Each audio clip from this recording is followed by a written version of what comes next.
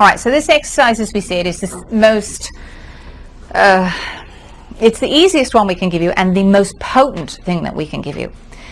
So as you're taking some nice deep breaths, we want you to find in your mind's eye an image of something that puts a smile on your face. All right, we are very fond of animals or places because they are both usually pretty unconditional. If you're thinking of a person, sometimes you've got some programs running at the subconscious level that you may not be aware of. So find something that really makes you smile. And we all want you to find that right now. You all got one?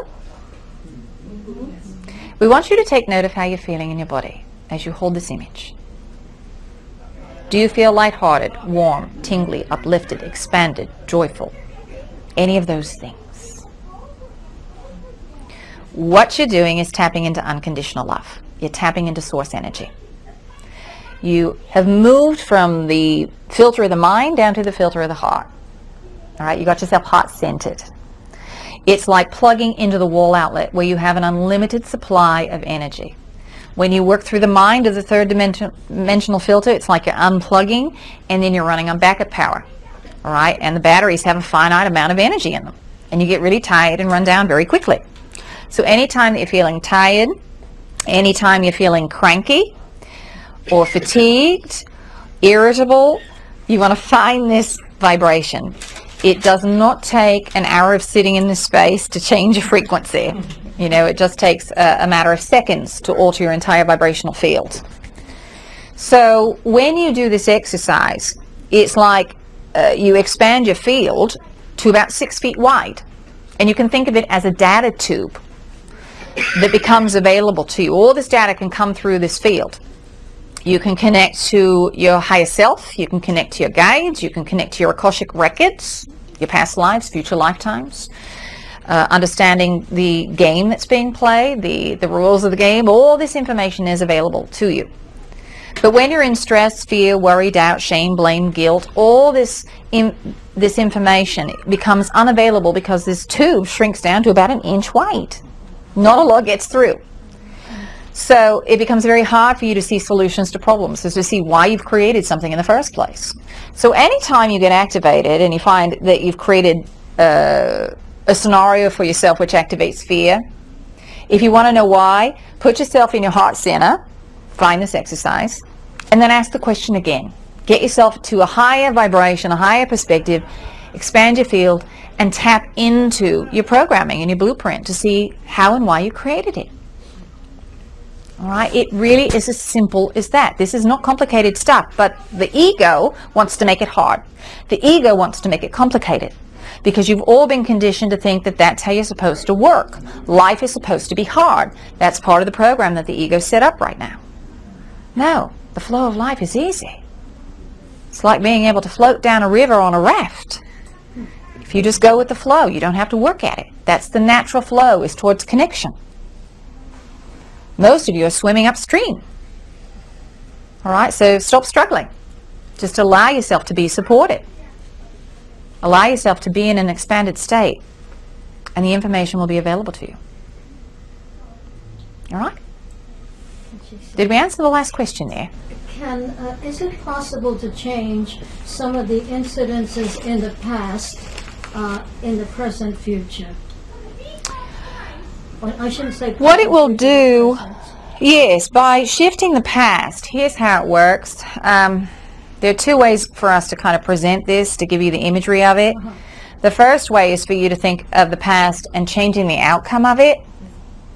What you do at that point, remember, if you're standing on that point in the now, that agreed upon set of circumstances that creates your past, in one version, one of those agreed upon set of circumstances was the past worked out this way, in a not so great way.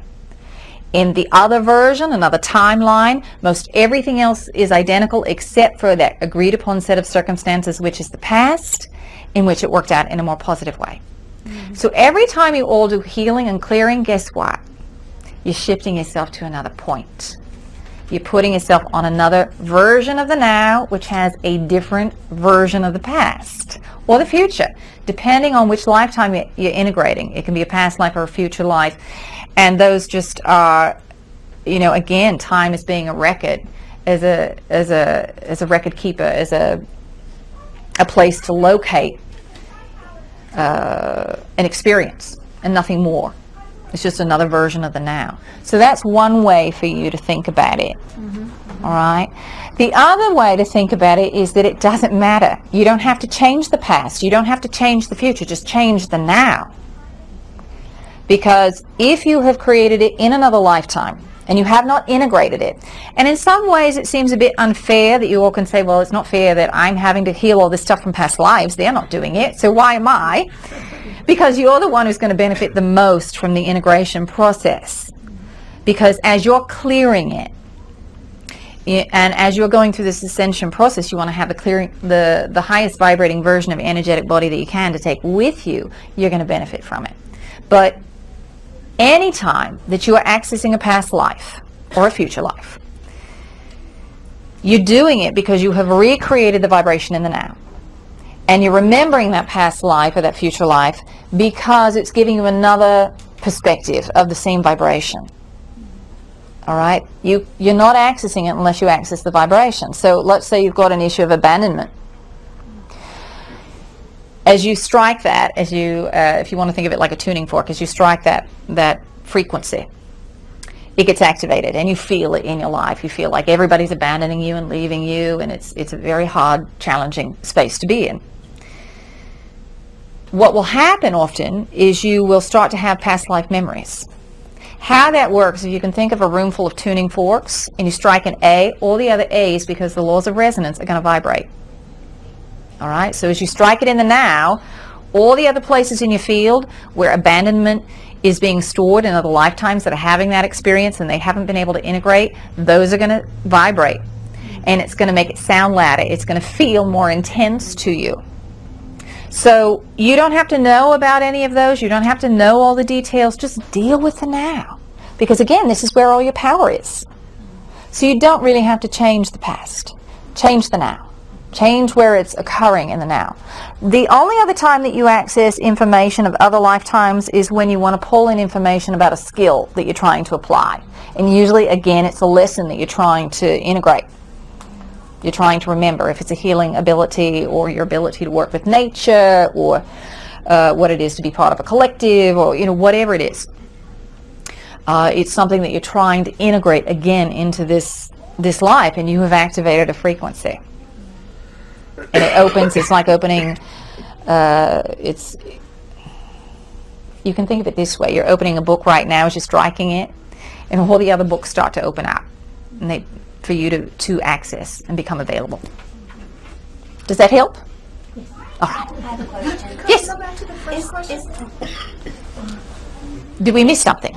Well, I wanted to ask about the grids that you were talking about. We're sorry, we couldn't hear that. Can you say that again? Sorry, the grids. Yes. We were talking about the grids. Can we, during a healing, be working on more than one grid? Yes. Okay. Because you are multidimensional. All right. And I wanted to just be clear on. Yes. Question. Is it true or not true that there has been kind of a secret government operating in this country in conjunction with a possible alien race or several of them? It's something I've been reading about a lot, and I'm curious to know. So the question being, is there a shadow government and aliens? And yes, it is true. It is true that there are those who already understand a lot of the principles that we've been talking about. A lot of the knowledge and wisdom of Atlantis from Lemuria was passed along, all right, as Atlantis fell. The information was taken to different parts of the world, knowing that there would be a time when the information would be reactivated, that you would be reintroduced to it. Now, some people were able to hold on to that understanding and that memory of it. We don't want to go too far into this today, but we will give you just a little bit. That there are other beings, specifically on Mars at the time of Atlantis. Those who were in Atlantis understood that you were seeded, understood the game that was being played, and many of those, especially those who were in the priestly caste, were able to communicate with beings on other planets and in other dimensions. Most of the citizens of Atlantis, they were preoccupied with other things. So they weren't so interested in working with other beings, but they knew that it was a potential. They knew that they could communicate, and that others were doing other things in other parts of the galaxy. with the fall of Atlantis, there were others who saw this as an opportunity to create a greater presence on the planet, to manipulate more and more events. And so they began interacting. Now, we don't want you to get too activated and say, you know, here these aliens are running things and manipulating things, because guess what? You are also those same beings. You have been many of those beings who have manipulated events. Absolutely every one of you in this room has had some really dark lifetimes and done some and you've done some pretty dastardly deeds. But this is part of duality, and you came to experience duality. So how much fun would it always be to play the good guy? You're not going to learn very much unless you play the polar opposite. All right? So all of you, without exception, have played both sides of the game. And we will say this, that those who do the most dastardly things to you, or what you perceive to be to you, are the ones who at the highest levels love you the most. Because they're going to have to go along that karmic wheel, if they're playing in the third dimension, they're going to have to go through that process of integration. And you contract with them before anything happens and say, you know, I'm going down to Earth, and I know you're going to be there at the same time, so how would you like to work on this? And will you do this, that, and the other? And they say, all right, well, let's work on this together. All right? That's the fun of the game. You don't remember. So it's a constant thrill. It's like getting on a roller coaster for the first time, and you don't know where the turns are, where the curves are, where the drops are. And that's the real thrill. As we said, there's some very special things about being in the third dimension. You all are in a rush oftentimes to go through this ascension process, but your higher self says, why? It's fun here. You know, you get off the ride and you want to go right back on. But it can be very, very challenging while you're down here. And we will say there are beings who've come here for the first time and find it very, very hard. They walk in and they walk right back out. Walk-ins on your planet are far more common than you think. And whether you walk into a body that's been previously occupied or whether you walk into one in utero, it's all the same. It doesn't matter. You don't have to know, am I a walk-in or not? There may be some things that can get triggered for you as you're clearing the body and dealing with some of the memories that the cellular structure has. But you all take on imprints and overlays.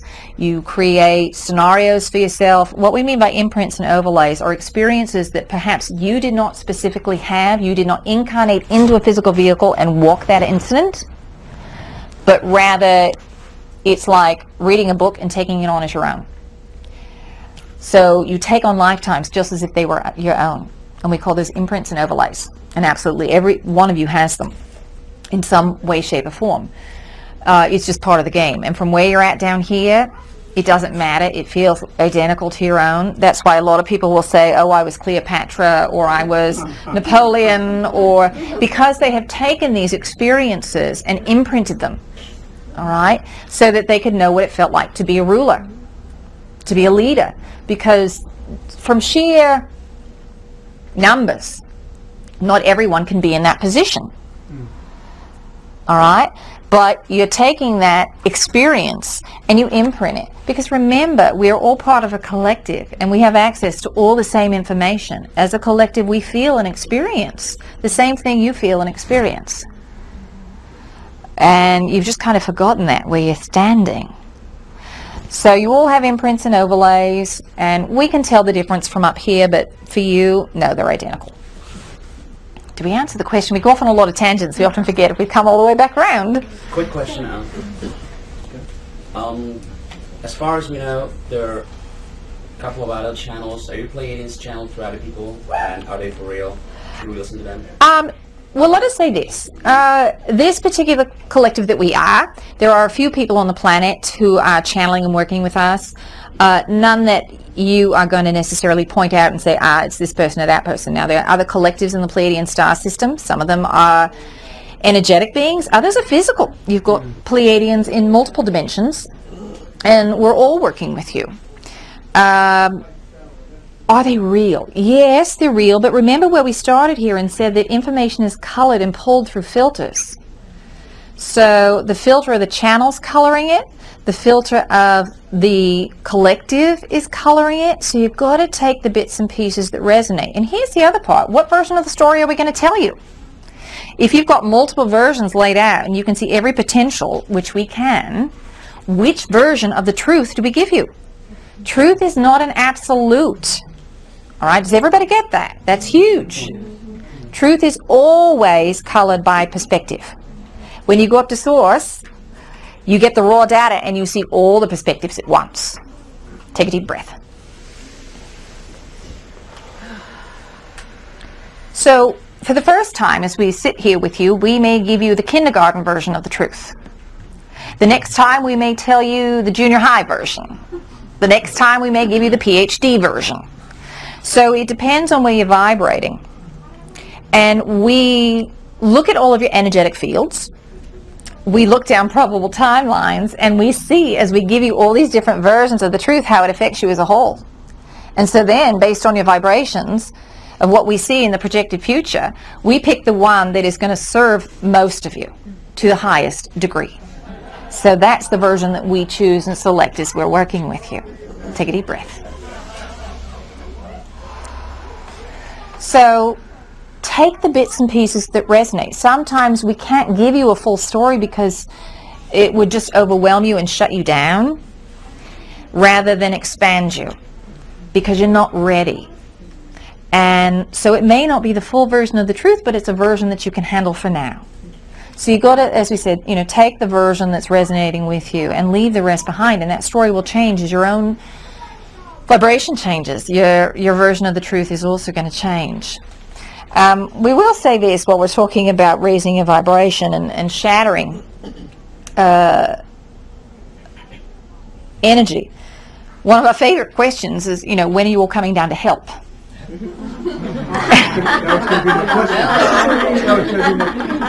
Our answer is, we're not coming down, you're coming up. For us to make a mass appearance for humanity at this time, there aren't enough of you who are grounded to hold the vibration. It would generate far too much fear on the planet right now because you haven't cleared enough as a planet. So we will work with you individually. If you have groups that are paraded out by the government, we will say this, that you need to look at the agenda being touted. Because any beings who are working for your highest good are not going to do something that's going to generate more fear in you. None of us are. We want to lighten you up. You've got enough fear on the planet as it is. Why would we add to it? So we want to make sure we're supporting you in integration, and we'll work with you on a personal basis. There are enough that what's happening in some regions, it's not always that beings are coming down. It's that enough people are waking up in a region or in an area or a city that masses are starting to see it because there are enough of you holding the vibration for that area to see up. All right, it may not be that absolutely everyone in the area is ready, but there are enough of you. Remember, we said it doesn't take a majority, but they're raising the vibration enough for more people to see, because they can hold the frequency in that small area, so that those who are freaking out, if you want to say that in your vernacular, those who are generating a lot of fear, there is enough love vibration, there is enough connectedness between that small collective that they're able to process some of that fear, that they're not plugging into the fear of mass consciousness, that they're plugging more into the support of the collective. So that's why you see it in different areas. Some of it's manipulated, some of it's holographic projections, some of it is real. It is like a parking lot in the octaves just outside your visual range, because as we said, this is the end of a universal game and everybody is here to see what's going on. This is the reality TV show of the universe. What's going on planet Earth. And you leave your bodies at night and you share with people what's going on. They say, all right, well, I watched you today and you made this choice and I couldn't understand it. I thought, well, why didn't you just go off and try something new? And you say, well, because I was gripped with this intense fear, this emotion overwhelmed me. And they say, all right, because they're not getting the emotional part of it. It's like, as you said, it's like watching a movie or fast forwarding through a video and you're not getting the emotional ride. You down here are getting the emotional ride. And so you're telling them what's going on and you're giving them the subtext. So you all are very, very busy outside your bodies at night. You've mentioned previously that our system currently of money is not our source of abundance, but our creativity Yes. is our source of abundance. Would you be kind enough to expound a bit on that and give us perhaps a practical example in this current society, something like that? Well, money's just energy, and your job is not your source of energy. Your employer isn't. You are. And your creativity, when you're working through the third dimensional filter of the mind, is your connection to source. So if you're still trapped in the third dimensional realm, as it were, if you're aligning and you're working through the mind, then you're working through the creativity. If you're heart-centered, then that is just a direct connection to source. All right? It's a multi-dimensional connection to source as opposed to the linear one of the mind and the creativity.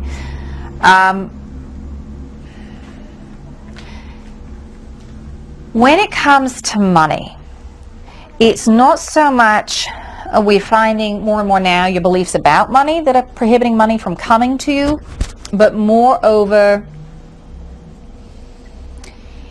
it's something else that's not flowing or working in your life.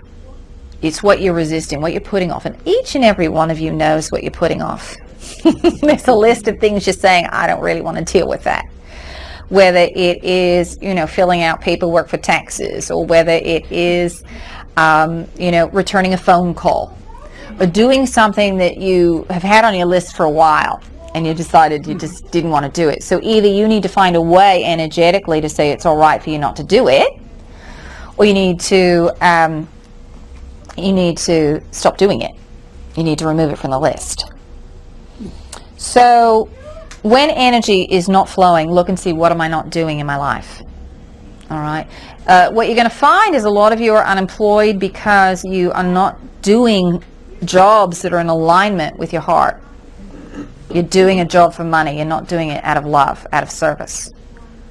So a lot of people are having their jobs taken to get them to move into a new direction, to do something that they're loving to do. Also, the other part of that you all are seeing is that most of you who are finding a shift in your job, you're going to find that you're not having one single job anymore, that you will have multiple jobs and multiple streams of revenue. And you're doing this for two reasons. One is because you are working on shifting focus. All right, that you are learning how to hold a multiple focus while in the third dimensional reality. You're getting to work it out down here before you're into the fourth dimensional range, which you're going to see it, you're going to experience it. The other part of that is that you are stimulating more of yourself, all right, to see that it's not about either or anymore. You don't have to choose between things. All right, again, this is duality at its finest. It's black or it's white, and you're integrating them so that you get to choose multiple things, and you get to have more fun. You get to work on something and get it going, and then it can go on autopilot for a while, and then it can go do something else, and you can, that might go on autopilot, or that may be finished, and then you go on to the next thing, and then you might go back to the first thing, and that can feel really uncomfortable for you as you start to do it, as you start to learn how to work with that energy, because you're used to getting a single paycheck, and you may say, I don't know where the next one's going to come from, or I'm not sure that something else is going to pop up. So it's a wonderful exercise for you to trust in your own ability to create, and know that you are also supported, that the universe will always support you. How can we compete with the wealthy, like the elite, who want to reduce the population and create these theremin earthquakes and stamp out half the population? All right. How can we compete with that? So how do you compete? You don't. There is no competition that's required. In many ways, you are taking your toys and playing in another sandbox, as we like to say. You don't have to compete. This is not a battle. All you have to see, again, it's not either or. It's not one of you wins and one of you loses. This is about everybody succeeding. And if there are beings who want to play that drama out, that's their right. That's their choice. But you are going to decide, we hope, to vibrate at a different rate. And remember, everything is based on the laws of attraction in this dimension. When you get into the higher realms, it's no longer attraction, it's creation. It's instant manifestation. You work with the laws of creation. So here you're still working out attraction. So if they're vibrating way down here and you're up here, you're not going to interact in the same way. All right? Doesn't matter what they're doing. You create your own version of reality. You may observe what's going on. Again, as we said, you can see down. You may observe that they're still manipulating events and there are still people who want to play in that third dimensional game and they're playing all the drama out, but your life is not drama filled. And this is about personal choice. You can hold a frequency for others to see that they are abundant, that they can create wonderful things, that they are divine source energy. You cannot do that for anyone else. We want to make sure everybody is clear on this. You are not responsible for anyone else's happiness. You cannot create it for them, but you can hold for them the reflection of their divinity. And it makes it easier for them to see it within themselves. And if you were to do it for them, where would be the fun in that? It would be like somebody putting the last puzzle piece in the puzzle. Well, that's no fun. You've done all the hard work and then they come on at the end and they get to finish it off. That would be like you doing the lesson for them. And there's no fun in that. So you as a soul want to honor other beings, to allow them to be whoever they are, playing whatever version of the game that they want to play.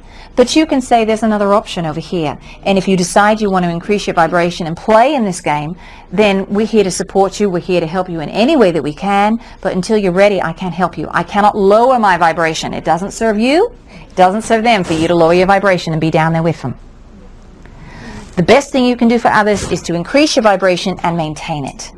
And say, when you're ready, I'm here with open arms. Question? Yes. Were you going to do some toning or something to activate our codes and raise our vibration? We're already doing it. Are you doing it? As we're working here. See how crafty we are. So, we can multitask.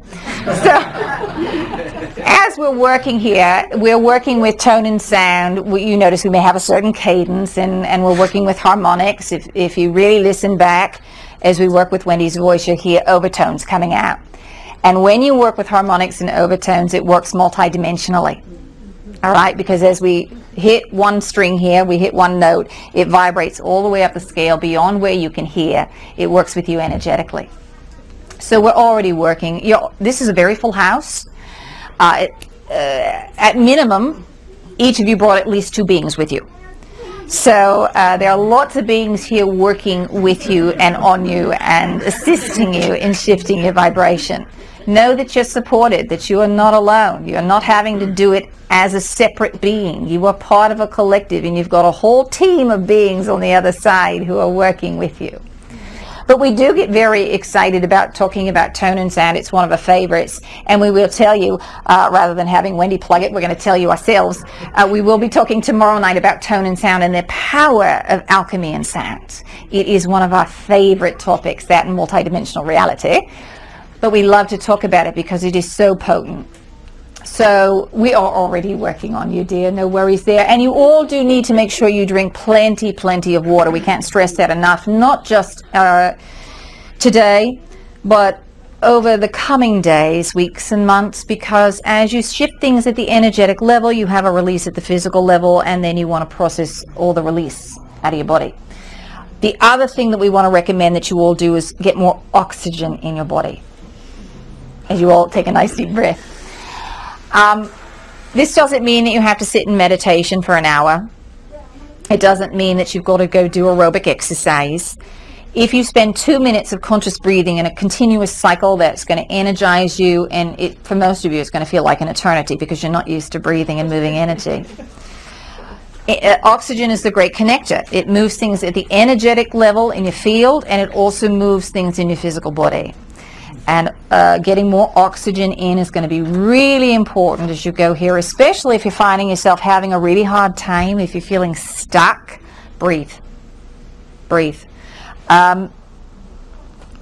want to give you an exercise here that we always like to give. The other part of this is so vital. It's that you're in your bodies. You all got to get in your bodies to do the work that you want to do. You spend a lot of time outside of your body. It was a coping mechanism for a lot of you, especially those of you who are sensitive. You said, I don't want to get in my body because I'm going to feel everybody's anger and fear and pain. So, the way I'm going to cope is just to be happy in my body. And so you kind of went through in a daze. Now, in order to do the work that you want to do, you've got to be in it and complete the circuit. So to ground in your body, we recommend this first thing in the morning because you're out of your body at night. And if you may get up and you feel like you've just walked around for an hour and it took you that long to feel present, it's because you're not getting back in right away. So you want to envision all the chakra colors as we go here. And also you're going to include the elements of the earth. So as you inhale on the first breath, you're going to start with red. And you're going to start with earth and air. So you're going to envision a red tornado. And that's swirling around you. And you're going to hold that image for 3 breaths in and out. All right. As you inhale, it grows brighter and stronger. And as you exhale, anything that doesn't belong to you or anything that you've been holding on to that you're ready to release, you let go of. Then after 3 breaths, you're going to change the image to red rain.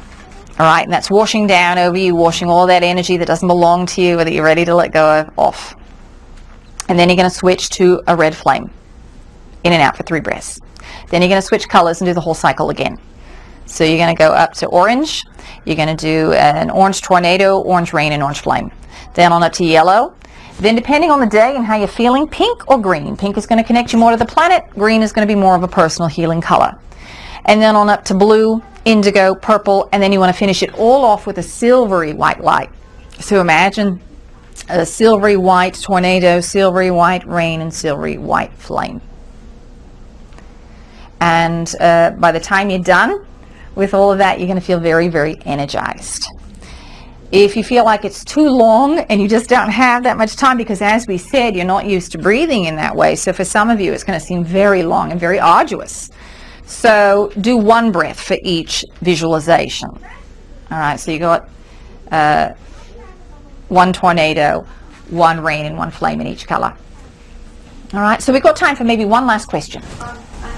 Yes. Thanks so much for talking with us. It's really nice and special. And I just wanted to know personally, what are the tiny little white and blue lights that I see all the time? You're seeing other beings. You're seeing, sometimes the white ones are pixies, fairies, that you're seeing. As we're following your energy field, the blue ones, a lot of your guides you're seeing as blue energy. And as you all develop, you're going to open your fields more and more. You're going to start seeing more things. You may not know the human part of you, what it is. Get yourself heart-centered and ask, who is it? It's vital that you all start asking questions. Because if you don't ask, we can't help you. You've got free will and we don't want to interfere. But when you ask, you give us permission to give you all the information that we can. And it's very important that you use your imagination and start asking questions. You know, as children, you will constantly, why? How does this work? Why? And you all stopped asking because your parents gave you answers because I said so, because it's that way. So you stopped asking, and you were conditioned through school. Now it's time for you all to get your curiosity moving. If you don't know which direction to head, where's your curiosity lie? That's the direction for you to go. If you feel stuck, you say, I don't know how to change. What are you interested in? What did you like to do as a child? All right, the games that you played as a child will tell you what you might be interested in now. If you played with dolls, how did you play with your dolls? Did they have therapy sessions? Did your dolls have fashion shows? Did they have long conversations with friends? What happened? How did you play? What were the roles that you played as a child? That will give you an indication of some of the things that you may still be interested in. All right, that's a big one for a lot of you. But start with what you're curious about. And we cannot stress this enough. You've got to ask questions. And each and every one of you has the ability to channel. It is not something that is unique to a few people. You all do it throughout the day, but you just dismiss it as being your imagination. To channel, we want you to imagine yourself in the silvery white light. Get yourself heart-centered. Set your intent. What is it that you want to know about? And ask. Ask your question. And then listen to the answer. As we said, it's going to seem like your imagination. And each of you are hardwired differently depending on your genetics. You're either going to be clairvoyant, clairaudient, or clairsentient. You're going to see it, hear it, or feel it. It just means that one of those ways is easier for you. It's a bit like being right or left-handed. One's just easier, but you can be both, and eventually all of you will be. You'll be all those things. You'll be clairsentient, clairvoyant, and clairaudient. But one's going to be a bit easier off the bat. And trust what you're getting. If there's any doubt, ask for confirmation. All right? Ask that your guides assist you to give you the confirmation. And here's how it'll come. You'll overhear a conversation where somebody's talking about the very thing that you asked about. You'll find a book or read an article on the internet. Or you may see repeated patterns and numbers. A lot of you will look at the clock and see 11:11, 12:12. Those are signs for you that you are in the flow of energy. Look what you've been asking for when you see those signs. What were you thinking about right before you saw the sign? All right? And we'll make sure you get the confirmation. Ask for the confirmation until you get it or you no longer want it. And we'll make sure that we give it to you. All right. We're doing all right on time, yes? 5 more minutes. All right. Can we call you? Yes! Now that we've worked together, and who do we call the Palladian Collective? Is that who we would call? Yes, or Mrs. P, whatever's convenient for you. Because what you're really calling on is a vibration. You just spent, an hour and a half in our energy. So you're not so much a name, but you're finding a vibrational signature. Okay. And once you start to connect more and more with your own guides, it's the same thing. They've all been in this room. So it's going to be easier for you to also connect with your own guides because you've been bathed in the energy and you've been open at this time while we're working with you. So you've been a bit more receptive to the energy. So it's going to be easier for you to find it. It's literally like finding a radio station. If you know what the station is, if somebody's pointed it out and said there's a great station over here, you can tune into it a lot easier. You don't have to go searching up and down the dial. You know where it is. And it's the same thing, whether you want to look into probable timelines. You're looking at predictions, which, by the way, we are very cautious about giving. We want you all to stay very open to possibilities and just be where you are. You don't have to worry about things coming or things happening. Remember, you're constantly shifting timelines anyway. So just be present. Try to be as present as you can be. But whether you're looking at your Akashic records, your past lives, or whether you're looking at probable realities, whether you're talking to your angelic guides, or whether you're talking to your celestial friends, each and every one of you asked your friends to check in on you while you were down here on Earth, so they're checking in and helping to remind you and teach you lessons and vice versa. So you can call on them. And as we suggest, we suggest that you call on the best person for the job. Because sometimes, if you're calling on one specific person, they can give you their perspective as opposed to calling in an expert in the field. So ask for the being of the highest frequency of light and love with the most appropriate information for you. Now, we're going to tell you this, and we're not doing it out of fear, but we want you to be aware of it. You're going to find that you will encounter some lower beings. And this is just to help you to teach, to hold your frequency, for you to learn discernment. It doesn't mean that they necessarily have wrong information. They are just pulling it through another filtering system. It's like having a conversation with a stranger. You get to discern whether you want to continue having the conversation with them, whether you want to become friends with them or not. And it's the same thing with beings in other realms. But we don't want you to be afraid of this. We want to put it out there for you because as you go through this transition, you're going to become, again, part of the galactic community. And not everybody has your best interests at heart. So you've got to learn how to use your own discernment. Remember, you're not moving to a utopia here. This is not a utopia. It would be very boring. All right, so utopias don't really exist anywhere in the universe because we like harmony. We like having unique experiences. It gets rather boring when it's all the same tune over and over and over again. So You got to listen to yourself and know that you are divine source energy and claim that right. Claim that power. In order to go through the ascension process, you're going to have to claim yourselves as divine source energy. And you are nothing short of that. All right, so trust in yourselves. And all the answers are there for you. You just got to listen to them and take the ones that resonate with you. All right, so we'll go ahead and wrap it up for today. But as we said, call on us at any time. And until then, dears, we will be watching and waiting and sending many well wishes.